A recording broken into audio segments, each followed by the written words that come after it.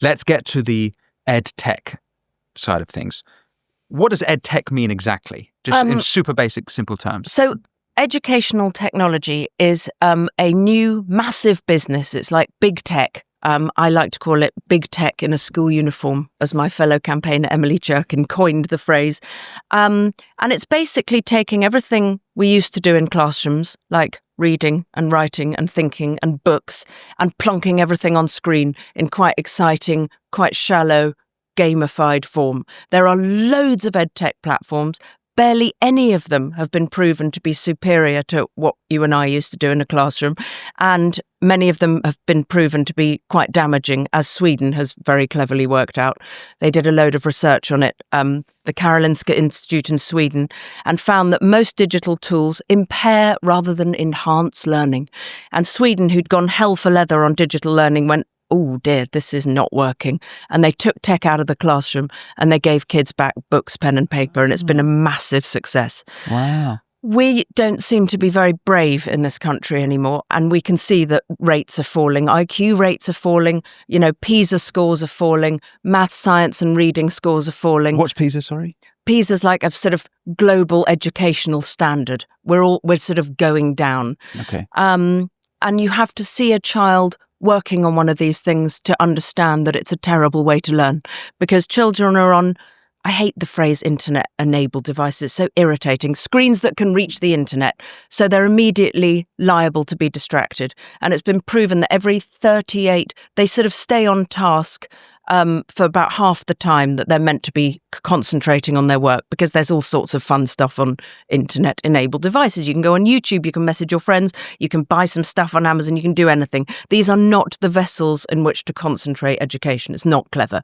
So they're immediately on things that they associate with leisure and chilling out in their rooms and whiling away the hours. They're suddenly told, actually, no, this is an educational instrument and you must concentrate and you must learn all about the Norman invasion from this fun history app. And there's something about learning on a screen and reading on a screen that is, you skim read when you read on a screen. It's been proven. You do not read as deeply as you do from a page in a book. And this is clinical stuff. This isn't me making it up. And when you sort of make a PowerPoint or you cut and paste some stuff in Google into a sort of some kind of chart, you're not learning it properly. You're getting a means to an end. You're getting your homework done. If you have to read a chapter of a really well-researched textbook and then you have to write your responses to some questions, you remember it. It's not rocket science. You remember it because you've read it, you've been calm, you've been undistracted. You have to, in order to write well, you have to think well. It's what Orwell said. You have to organise your thoughts, which settles the information into your brain. EdTech is really shallow and it's quick and it's designed, it's a means to an end, and kids can often use ChatGPT to, that's a different question, that's AI in education, which is completely different. But these EdTech platforms it's a massive business. It's a massive multi-billion-dollar business. Often on the boards of these EdTech companies, there's not a single person in education. They're just businessmen seeing a great opportunity. Parents, it's beginning to swing the other way, but for about 10 years, parents have thought that the sign of screens in class means a futuristic, excellent school where their kids will probably be the head of Silicon Valley when they're 25. And actually, the heads of Silicon Valley send their children to school where screens are just for IT. They're just for technology. That's it. And that's what I've been trying to say. I'm not anti-technology. I'm pro-technology. Teach technology education. That's really interesting. EdTech is the opposite of education. It's flimsy, shallow rubbish. And I think it's more pernicious than smartphones because it pretends to be a good thing. Yeah. Not all of it. Some of the maths things are okay, whatever. But most of it is unproven garbage. Okay, so how did the EdTech infiltrate the education system? Because I remember leaving school back in 2006, and there was still it was coming in a little bit. There was some sort of a couple of tech screens in some of the classrooms, but not all of them. There were still chalkboards in some classrooms. What was it? Was it a natural transition where people didn't think about it? They sort of just assumed, oh, this is going to help the kids. Yeah. Or was there an actual evidence. Well, you're saying there sort of wasn't ever evidence. So how is it that it took over, and to what extent has it taken over? To what extent does schools in Britain and the West using it's edtech? beginning to be an unfightable tsunami in that all British exam boards want to go online by as early as 2030, which will force the hand of the whole profession at once and send everything in an awful backwards ripple to the minute you start secondary school, you'll just be online because you're going to do your exams online. So I think it's a business, and I think teachers have to be very, very wary of it. There's a phrase that teachers are being relegated from the sage on the stage to the guide on the side. So where children's faces would usually be looking at their teacher, and their teacher would explain something by writing it out on a board. And I don't know about you, but my lessons, that was very effective. And now there's usually a big old interactive smartboard with everything you have to know for the lesson on the entire lesson.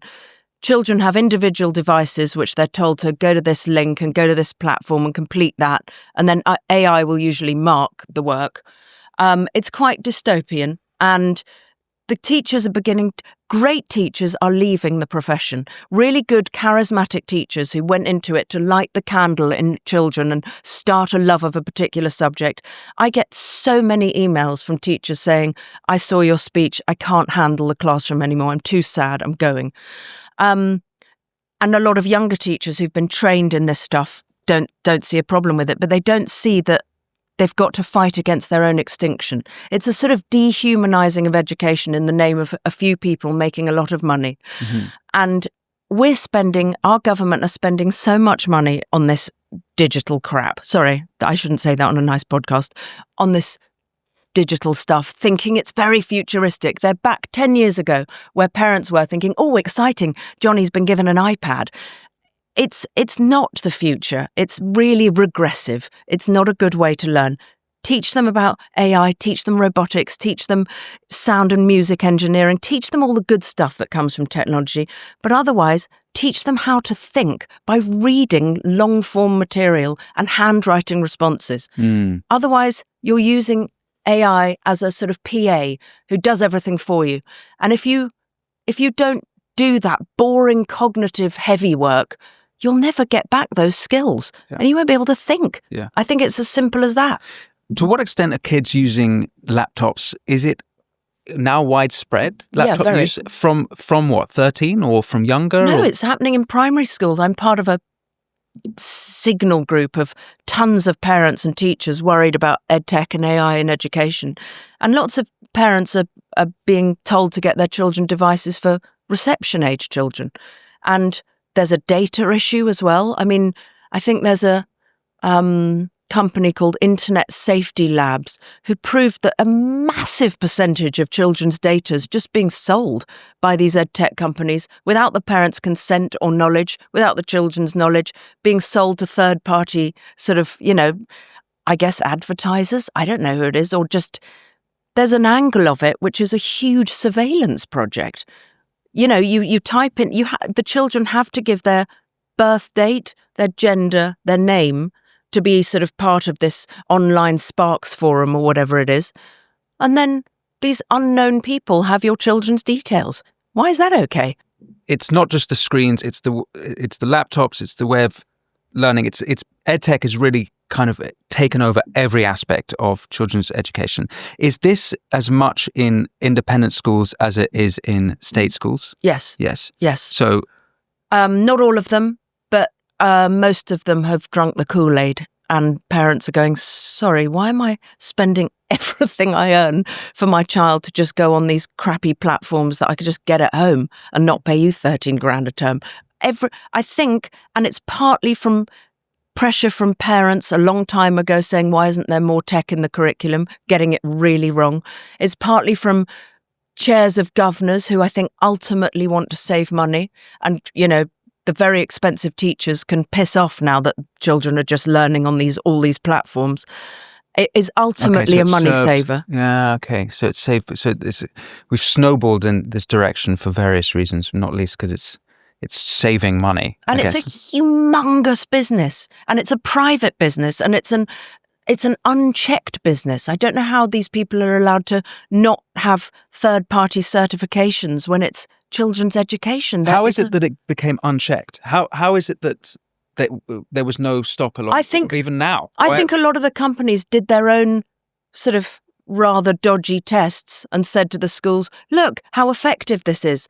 But it wasn't compared. I mean, the biggest study done on 3,000 kids by an educational researcher called John Jerrim, this is very interesting.